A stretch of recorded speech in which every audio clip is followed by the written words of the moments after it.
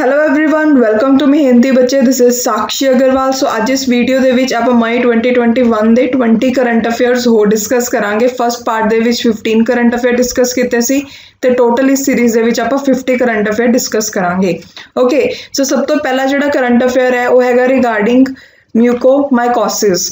ਸਿੱਧਾ ਪੇਪਰ 'ਚ ਪੁੱਛ ਲੈਣਗੇ ਟਰਮ ਕਿ ਮਿਊਕੋਮਾਈਕੋਸਿਸ ਜਿਹੜੀ ਟਰਮ ਹੈ ਉਹ ਰੀਸੈਂਟਲੀ ਨਿਊਜ਼ 'ਚ ਸੀ। ਸੋ ਇਹ ਹੈ ਕੀ ਚੀਜ਼, ਇਹਨੂੰ ਬਲੈਕ ਫੰਗਸ ਇਨਫੈਕਸ਼ਨ ਵੀ ਬੋਲਦੇ ਆ, ਜੋ ਕਿ ਰੀਸੈਂਟਲੀ ਬਹੁਤ ਜ਼ਿਆਦਾ ਦੇਖਣ ਨੂੰ ਮਿਲੀ ਕੋਵਿਡ ਪੇਸ਼ੈਂਟਸ ਦੇ ਅੰਦਰ।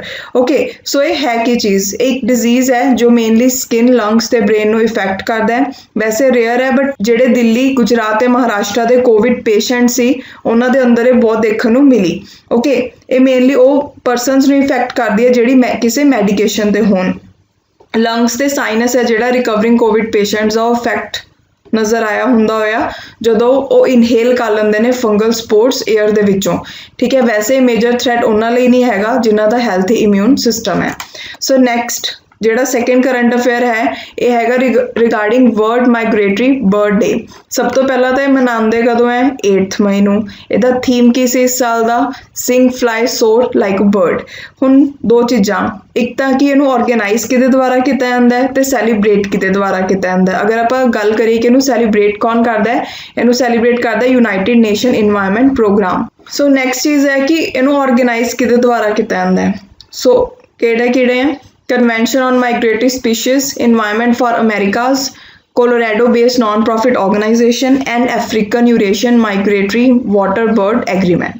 ਓਕੇ, ਸੋ ਇਹ ਚਾਰ ਚੀਜ਼ਾਂ ਦੇ ਬਾਰੇ ਯਾਦ ਰੱਖਿਓ।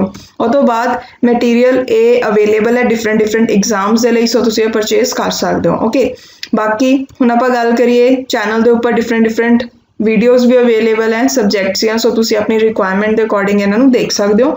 ਓਕੇ, ਸੋ ਥਰਡ ਕਰੰਟ ਅਫੇਅਰ ਹੈ ਰਿਗਾਰਡਿੰਗ ਗਲੋਬਲ ਮਿਥੇਨ ਅਸੈਸਮੈਂਟ। ਸਭ ਤੋਂ ਪਹਿਲਾਂ ਤਾਂ ਇਹਨੂੰ ਲਾਂਚ ਕਿਹਦੇ ਦੁਆਰਾ ਕੀਤਾ ਜਾਂਦਾ? UNEP ਐਂਡ CCAC ਦੇ ਦੁਆਰਾ। ਓਕੇ, ਯੂਨਾਈਟਿਡ ਨੇਸ਼ਨ ਨੇ ਰੀਸੈਂਟਲੀ ਲਾਂਚ ਕੀਤਾ ਗਲੋਬਲ ਮਿਥੇਨ ਅਸੈਸਮੈਂਟ, ਜਿਹਨੂੰ ਕਿ ਰਿਲੀਜ਼ ਕੀਤਾ ਗਿਆ climate and clean air coalition and United Nation Environment Programme ਦੇ ਦੁਆਰਾ। ਓਕੇ, ਜਿਹੜਾ ਕਲਾਈਮੇਟ ਕਲੀਨ ਏਅਰ ਕੋਲੀਜਨ ਹੈ ਗਲੋਬਲ ਪਾਰਟਨਰਸ਼ਿਪ ਹੈ ਗਵਰਨਮੈਂਟ ਤੇ ਨਾਨ ਸਟੇਟ ਪਾਰਟਨਰਸ ਦੀ। ਇਹ ਰਿਪੋਰਟ ਇਹ ਕਹਿੰਦੀ ਹੈ ਕਿ ਜਿਹੜਾ ਹਿਊਮਨ ਕਾਜ਼ ਮਿਥੇਨ ਐਮਿਸ਼ਨਸ ਹੈ ਉਹਨਾਂ ਨੂੰ 45% ਰਿਡਿਊਸ ਕੀਤਾ ਜਾ ਸਕਦਾ ਹੈ 2020 ਤੇ 2030 ਦੇ ਵਿੱਚ। ਓਕੇ, ਤੇ ਜਿਹੜੀ ਰਿਡਕਸ਼ਨਸ ਹੈ ਉਹ ਫਿਰ ਕੀ ਹੈਲਪ ਕਰਨਗੀਆਂ? ਉਹ ਹੈਲਪ ਕਰਨਗੀਆਂ ਕਿ 0.3 ਡਿਗਰੀ ਸੈਲਸੀਅਸ ਗਲੋਬਲ ਵਾਰਮਿੰਗ ਨੂੰ ਆਪਾਂ ਘਟਾ ਸਕਦੇ ਹਾਂ ਬਾਈ 2045। ਓਕੇ, ਸੋ ਫੋਰਥ ਕਰੰਟ ਅਫੇਅਰ ਹੈ ਰਿਗਾਰਡਿੰਗ DDoS ਅਟੈਕ। ਸਿੱਧਾ ਆ ਜਾਊਗਾ DDoS ਅਟੈਕ ਨਿਊਜ਼ 'ਚ ਸੀ, ਇਹ ਕੀ ਚੀਜ਼ ਹੈ? ਸੋ ਜਿਹੜੀ ਬੈਲਜੀਅਨ ਗਵਰਨਮੈਂਟ ਸਾਈਟਸ ਹੈ ਉਹਨਾਂ ਦੇ ਉੱਪਰ DDoS ਅਟੈਕ ਹੋਇਆ। ਓਕੇ, ਉਹਦੇ ਕਰਕੇ ਜਿਹੜੀ ਕਾਫੀ ਸਾਰੀ ਗਵਰਨਮੈਂਟ ਸਾਈਟਸ ਹੈ ਤੇ ਇੰਟਰਨੈਟ ਸਰਵਿਸ ਪ੍ਰੋਵਾਈਡਰਸ ਹੈ ਪਬਲਿਕ ਸੈਕਟਰ ਦੇ, ਉਹਨਾਂ ਨੂੰ ਕਾਫੀ ਜ਼ਿਆਦਾ ਨੁਕਸਾਨ ਹੋਇਆ। ਸੋ DDoS ਹੈ ਕੀ? ਇਹਦੀ ਫੁੱਲ ਫਾਰਮ ਬਹੁਤ ਇੰਪੋਰਟੈਂਟ ਹੈ, ਡਿਸਟਰੀਬਿਊਟਿਡ ਡਿਨਾਇਲ ਆਫ ਸਰਵਿਸ। ਓਕੇ, ਇੱਕ ਸਾਈਬਰ ਥ੍ਰੈਟ ਹੈ। ਸੋ ਇਹਨੂੰ ਕਿਵੇਂ ਕੀਤਾ ਜਾਂਦਾ? ਕੰਟਰੋਲ ਕਰਕੇ ਨੈਟਵਰਕ ਨੂੰ, ਜਿਹੜਾ ਕਿ ਕਿਹਦੇ ਨਾਲ ਭਰਿਆ ਹੋਵੇ?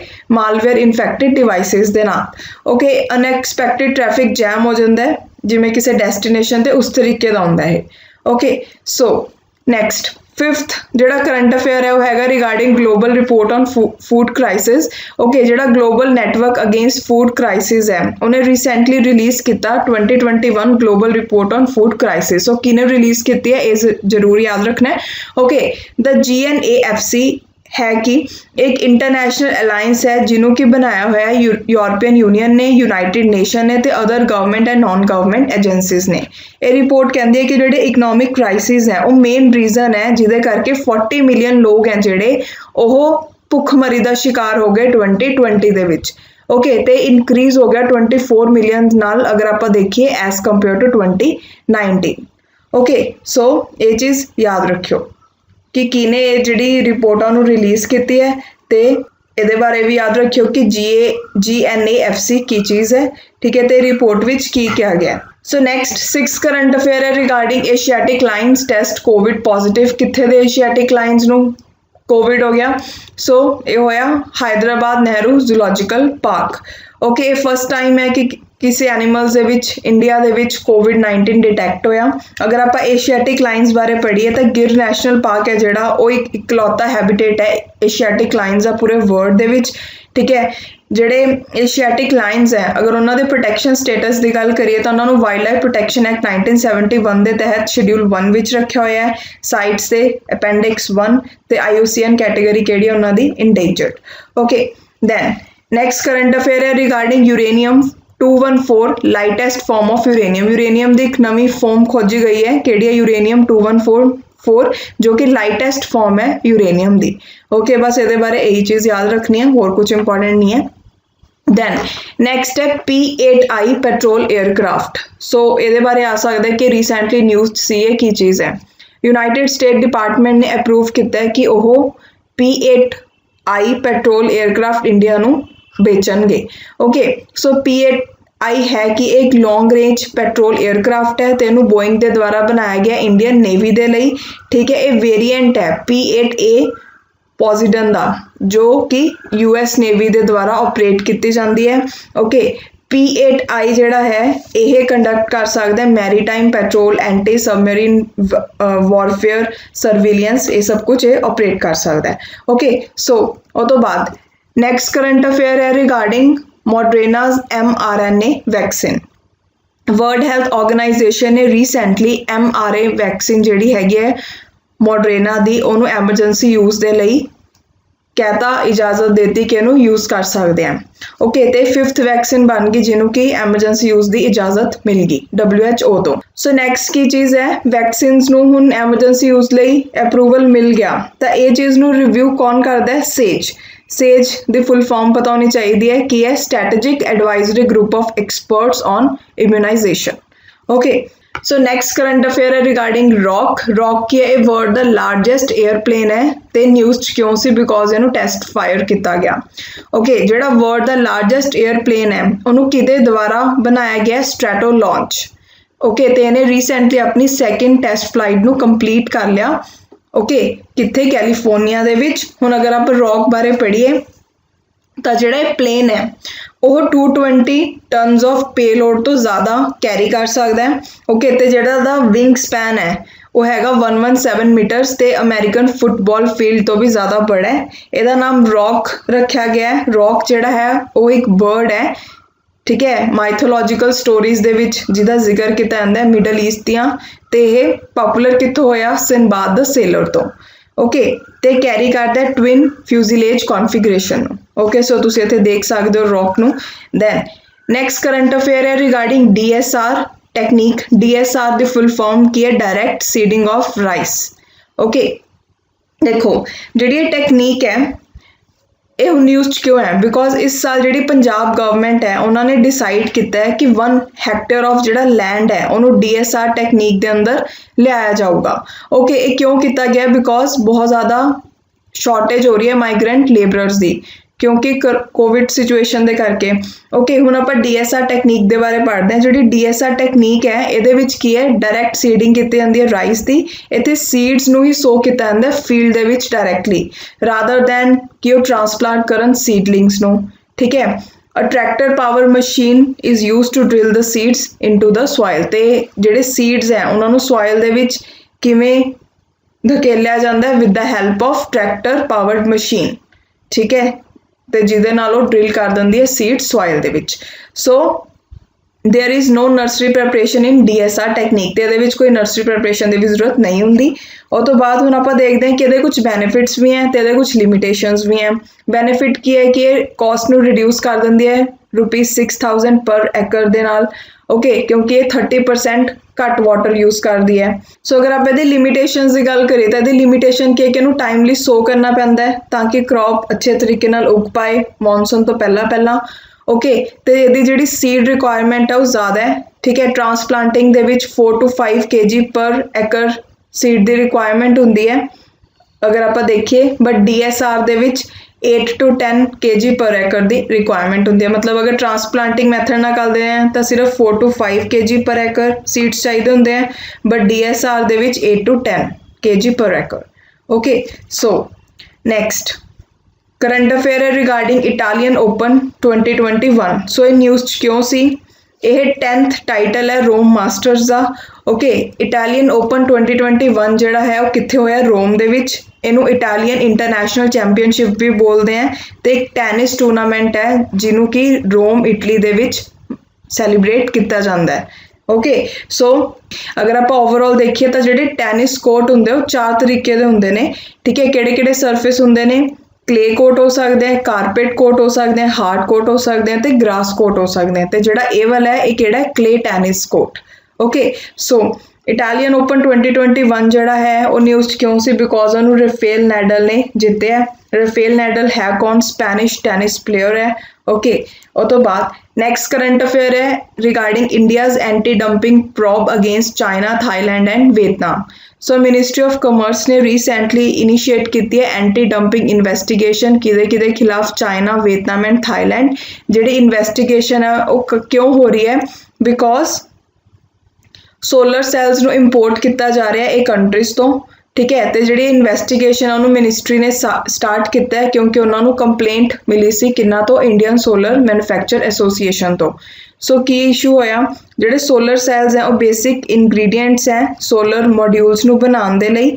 ਓਕੇ ਤੇ ਜਿਹੜੇ ਸੋਲਰ ਸੈਲਸ ਹੈ ਇਹਨਾਂ ਨੂੰ ਅਗਰ ਚਾਈਨਾ ਤੋਂ ਇੰਪੋਰਟ ਕਰਦੇ ਆ ਤਾਂ ਉਹ 15 to 20% ਸਸਤੇ ਹੁੰਦੇ ਆ ਐਜ਼ ਕੰਪੇਅਰ ਟੂ ਜਿਹੜੇ ਸੋਲਰ ਸੈਲਸ ਇੰਡੀਆ 'ਚ ਬਣਦੇ ਨੇ।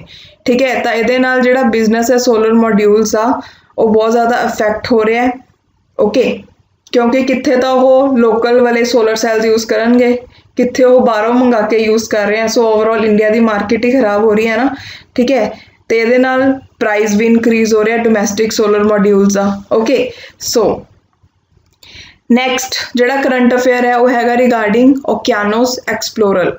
ਓਕੇ ਜਿਹੜਾ ਓਕੀਆਨੋਸ ਐਕਸਪਲੋਰਰ ਹੈ ਇਹ ਨਿਊਜ਼ 'ਚ ਸੀ। ਇਹ ਕੀ ਚੀਜ਼ ਹੈ? ਇਹ ਸ਼ਿਪ ਹੈ ਜਿਹਨੂੰ ਕਿ ਕਿਹਦੇ ਦੁਆਰਾ ਬਣਾਇਆ ਗਿਆ? National oceanic and atmospheric administration. ਠੀਕ ਹੈ, ਇਹਨੂੰ ਡਿਪਾਰਟ ਕੀਤਾ ਗਿਆ ਹੈ ਪੋਰਟ ਕੈਨੇਵਰਲ ਤੋਂ ਇਨ ਫਲੋਰੀਡਾ। ਓਕੇ ਉਹ ਤੋਂ ਬਾਅਦ ਨੈਕਸਟ ਕਾਫੀ ਇੰਪੋਰਟੈਂਟ ਕਰੰਟ ਅਫੇਅਰ ਹੈ, ਇਹਦੇ ਉੱਪਰ ਪੇਪਰ 'ਚ ਕੁਐਸਚਨ ਆ ਸਕਦਾ ਹੈ। ਇਹ ਹੈਗਾ ਰਿਗਾਰਡਿੰਗ ਮਿਸ ਯੂਨੀਵਰਸ 2020। ਸੋ ਮਿਸ ਯੂਨੀਵਰਸ 2020 ਦਾ ਜਿਹੜਾ ਟਾਈਟਲ ਹੈ ਇਸ ਵਾਰ ਉਹ ਕਿਹਨਾਂ ਨੇ ਜਿੱਤਿਆ? ਐਡਰੀਆ ਮੀਜ਼ਾ, ਜੋ ਕਿਹੜੀ ਕੰਟਰੀ ਨੂੰ ਬਿਲੋਂਗ ਕਰਦੀ ਹੈ? ਮੈਕਸੀਕੋ। ਓਕੇ ਜਿਹੜਾ 2020 ਮਿਸ ਯੂਨੀਵਰਸ ਦਾ ਜਿਹੜਾ ਐਡੀਸ਼ਨ ਹੈ ਉਹ 69th ਐਡੀਸ਼ਨ ਹੈ। ਓਕੇ ਇਹਨੂੰ ਵੈਸੇ ਤਾਂ 2020 ਦੇ ਵਿੱਚ ਮਨਾਇਆ ਜਾਣਾ ਸੀ ਬਟ 2021 ਦੇ ਵਿੱਚ ਕਿਉਂ ਮਨਾਇਆ ਗਿਆ? Due to COVID-19 pandemic. Okay ਤੇ ਕਿੱਥੇ ਹੋਇਆ? ਫਲੋਰੀਡਾ, ਯੂਨਾਈਟਿਡ ਸਟੇਟਸ ਦੇ ਵਿੱਚ। Okay then next current affair ਹੈ ਕਿ ਗਵਰਨਮੈਂਟ ਹੈ ਜਿਹੜੀ ਉਹਨੇ ਰਿਵਾਈਜ਼ ਕੀਤੇ ਨੋਰਮਸ ਕਾਹਦੇ ਉੱਪਰ? ਇੰਪੋਰਟ ਆਫ ਪਲਸਿਸ ਤੇ। ਠੀਕ ਹੈ, ਗਵਰਨਮੈਂਟ ਨੇ ਰੀਸੈਂਟਲੀ ਅਲਾਉ ਕੀਤਾ ਕਿ ਫ੍ਰੀ ਇੰਪੋਰਟ ਕੀਤਾ ਜਾ ਸਕਦਾ ਹੈ ਤੁਰ, ਮੂੰਗ ਤੇ ਉੜਦ ਦਾਲ ਨੂੰ। ਜਿਹੜੇ ਤਿੰਨੋਂ ਪਲਸਿਸ ਹੈ ਇਹਨਾਂ ਨੂੰ ਨੌਨ ਰਿਸਟ੍ਰਿਕਟਿਡ ਲਿਸਟ ਦੇ ਵਿੱਚ ਪਾਇਆ ਗਿਆ ਹੈ ਕਿਉਂਕਿ ਇਹਨਾਂ ਦਾ ਜਿਹੜਾ ਰਿਟੇਲ ਪ੍ਰਾਈਸ ਹੈ ਉਹ ਇਨਕਰੀਜ਼ ਹੋ ਰਿਹਾ ਸੀ।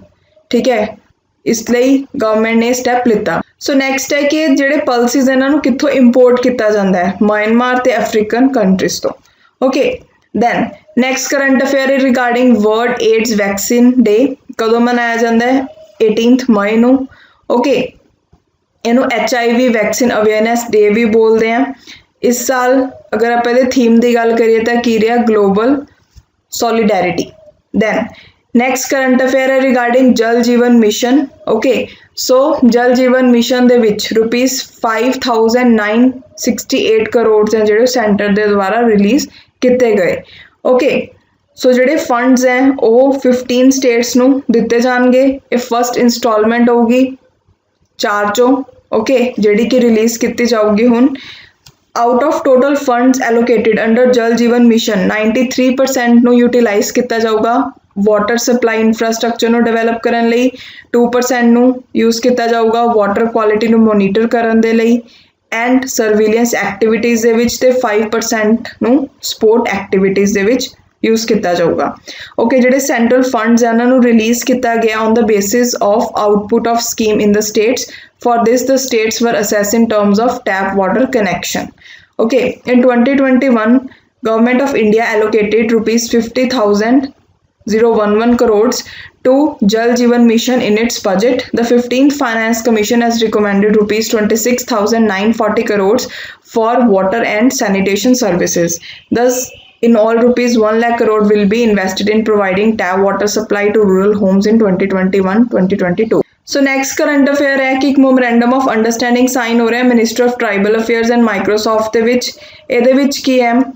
कि ਜਿਹੜਾ ਇਹ ਮੈਮੋਰੈਂਡਮ ਹੈ ਉਹ ਕਾਹਦੇ ਲਈ ਹੈ, digital transformation of tribal schools, ਤੇ ਇਹਦੇ ਵਿੱਚ ਆਸ਼ਰਮ ਸਕੂਲ ਤੇ ਇਕਲਵਿਆ ਮਾਡਲ ਰੈਜ਼ੀਡੈਂਟ ਸਕੂਲਸ ਨੂੰ ਇਨਕਲੂਡ ਕੀਤਾ ਗਿਆ ਜੋ ਟ੍ਰਾਈਬਲ ਏਰੀਆਜ਼ 'ਚ ਨੇ। ਠੀਕ ਹੈ, ਮਾਈਕਰੋਸੌਫਟ ਜਿਹੜਾ ਹੈ ਉਹ ਆਰਟੀਫਿਸ਼ੀਅਲ ਇੰਟੈਲੀਜੈਂਸ ਕਰਿਕੂਲਮ ਅਵੇਲੇਬਲ ਕਰਾਊਗਾ ਟ੍ਰਾਈਬਲ ਸਟੂਡੈਂਟਸ ਦੇ ਲਈ। ਬਸ ਮੇਨ ਤੁਸੀਂ ਇਹ ਚੀਜ਼ ਯਾਦ ਰੱਖਣੀ ਹੈ। Okay, then next current affair ਹੈ ਰਿਗਾਰਡਿੰਗ ਸੰਵੇਦਨਾ। ਸੰਵੇਦਨਾ ਦੀ ਫੁੱਲ ਫਾਰਮ ਕੀ ਹੈ, sanitising action on mental health vulnerability through emotional development and necessary acceptance. Okay, ਇਹਦੇ ਵਿੱਚ ਟੋਲ ਫ੍ਰੀ ਹੈਲਪਲਾਈਨ ਜਿਹੜੀ ਉਹ ਪ੍ਰੋਵਾਈਡ ਕੀਤੀ ਜਾਊਗੀ ਕਿਹਨਾਂ ਲਈ, ਉਹ ਚਿਲਡਰਨਸ ਲਈ ਜਿਹੜੇ ਕਿ ਕੋਵਿਡ-19 ਪੈਂਡੇਮਿਕ ਨਾਲ ਅਫੈਕਟ ਹੋਏ ਨੇ ਤੇ ਉਹਨਾਂ ਨੂੰ ਇਹਦੇ ਵਿੱਚ ਕਾਉਂਸਲਿੰਗ ਪ੍ਰੋਵਾਈਡ ਕੀਤੀ ਜਾਊਗੀ। ਓਕੇ, ਹੁਣ ਅਗਰ ਆਪਾਂ ਸੰਵੇਦਨਾ ਦੇ ਬਾਰੇ ਪੜ੍ਹੀਏ ਤਾਂ ਇਹਦਾ ਮੇਨ ਆਬਜੈਕਟਿਵ ਕੀ ਹੈ, ਸਾਈਕੋਲੋਜੀਕਲ ਫਸਟ ਏਡ ਤੇ ਇਮੋਸ਼ਨਲ ਸਪੋਰਟ ਪ੍ਰੋਵਾਈਡ ਕਰਨਾ ਕੋਵਿਡ-19 ਅਫੈਕਟਡ ਚਿਲਡਰਨ ਨੂੰ। ਇਹਦੇ ਵਿੱਚ ਟੈਲੀ ਕਾਉਂਸਲਿੰਗ ਪ੍ਰੋਵਾਈਡ ਕੀਤੀ ਜਾਊਗੀ national commission of child rights ਦੇ ਦੁਆਰਾ, ਜੋ ਕਿ ministry of woman and child development ਦੇ ਅੰਦਰ ਕੰਮ ਕਰੂਗੀ। ਓਕੇ, ਤੇ ਜਿਹੜੀ ਸਰਵਿਸ ਹੈ ਸਿਰਫ ਬੱਚਿਆਂ ਲਈ ਹੋਊਗੀ। ਠੀਕ ਹੈ, ਜਿਹੜੀ ਇਹ ਸਰਵਿਸ ਹੈ ਉਹਨੂੰ ਵੇਰੀਅਸ ਰੀਜਨਲ ਲੈਂਗੁਏਜਿਸ ਦੇ ਵਿੱਚ ਵੀ ਚਲਾਇਆ ਜਾਊਗਾ, ਜਿਵੇਂ ਕਿ ਤੇਲਗੂ, ਤਮਿਲ, ਕੰਨੜਾ, ਮਰਾਠੀ, ਬੰਗਾਲੀ, ਗੁਜਰਾਤੀ। ਹੁਣ ਜਿਹੜੀ ਇਹਦੇ ਵਿੱਚ ਟੈਲੀ ਕਾਉਂਸਲਿੰਗ ਹੈ ਉਹ 3 ਕੈਟਾਗਰੀਜ਼ ਦੇ ਬੱਚਿਆਂ ਨੂੰ ਪ੍ਰੋਵਾਈਡ ਕੀਤੀ ਜਾ ਰਹੀ ਹੈ। ਉਹ ਬੱਚੇ ਜਿਨ੍ਹਾਂ ਨੇ ਆਪਣੇ ਪੇਰੈਂਟਸ ਨੂੰ ਖੋਤਾ ਕੋਵਿਡ-19 ਕਰਕੇ, ਉਹ ਬੱਚੇ ਜਿਨ੍ਹਾਂ ਨੂੰ ਕੁਆਰੰਟਾਈਨ ਰੱਖਿਆ ਗਿਆ ਤੇ ਉਹ ਬੱਚੇ ਜਿਨ੍ਹਾਂ ਦੇ ਪੇਰੈਂਟਸ ਜਾਂ ਕਿਸੇ ਫੈਮਿਲੀ ਮੈਂਬਰ ਨੂੰ ਕੋਵਿਡ-19 ਹੈ। ਓਕੇ, ਦੈਨ ਨੈਕਸਟ ਜਿਹੜਾ ਕਰੰਟ ਅਫੇਅਰ ਹੈ ਉਹ ਹੈਗਾ regarding India's first agriculture export facilitation centre. Okay, ਜਿਹੜਾ Maharashtra chamber of commerce industries agriculture ਹੈ ਤੇ ਨਾਬਾਰਡ ਹੈ, ਉਹਨਾਂ ਨੇ ਲਾਂਚ ਕੀਤਾ ਹੈ first agriculture export facilitation centre, ਤੇ ਇਹਨੂੰ ਕਿੱਥੇ ਕੀਤਾ ਗਿਆ ਲਾਂਚ, ਪੂਨੇ ਦੇ ਵਿੱਚ। ਓਕੇ, ਉਹ ਤੋਂ ਬਾਅਦ ਸੋ ਨੈਕਸਟ ਕਰੰਟ ਅਫੇਅਰ ਹੈ ਰਿਗਾਰਡਿੰਗ ਸਿਮੋਰਗ ਸੁਪਰ ਕੰਪਿਊਟਰ। ਠੀਕ ਹੈ, ਇਹਨੂੰ ਕਿਹੜੀ ਕੰਟਰੀ ਨੇ ਲਾਂਚ ਕੀਤਾ ਹੈ, ਈਰਾਨ ਨੇ ਕੀਤਾ ਹੈ ਤੇ 100 ਟਾਈਮਸ ਮੋਰ ਪਾਵਰਫੁਲ ਹੈ than previous Iranian super computers. ਤੇ ਜਿਹੜਾ ਸੁਪਰ ਕੰਪਿਊਟਰ ਹੈ ਉਹਦਾ ਨੇਮ ਜਿਹੜਾ ਹੈ ਉਹ ਇੱਕ ਬਰਡ ਦੇ ਨਾਮ ਤੋਂ ਬਾਅਦ ਰੱਖਿਆ ਗਿਆ ਤੇ ਬਰਡ ਦਾ ਨਾਮ ਕੀ ਹੈ, ਸਿਮੁਰਗ। ਓਕੇ, ਜਿਹੜਾ ਸੁਪਰ ਕੰਪਿਊਟਰ ਉਹਨੂੰ ਡਿਵੈਲਪ ਕੀਤਾ ਹੈ Amir Kabir university of technology in Tehran, ਜੋ ਕਿ ਈਰਾਨ ਦੀ ਕੈਪੀਟਲ ਦੇ ਵਿੱਚ ਹੈ। ਠੀਕ ਹੈ, ਤੇ ਕਿੱਥੇ ਲੋਕੇਟਿਡ ਹੈ, Iranian high performance computing research centre ਦੇ ਵਿੱਚ। Okay, so thank you so much. ਅੱਜ ਆਪਾਂ 20 ਕਰੰਟ ਅਫੇਅਰਸ ਡਿਸਕਸ ਕੀਤੇ। ਆਈ ਹੋਪ ਤੁਹਾਨੂੰ ਸਾਰੇ ਸਮਝ ਲੱਗ ਗਏ ਹੋਣਗੇ। ਸੋ ਜਲਦੀ ਮਿਲਦੇ ਹਾਂ ਨੈਕਸਟ ਵੀਡੀਓ ਦੇ ਵਿੱਚ। Goodbye and take care.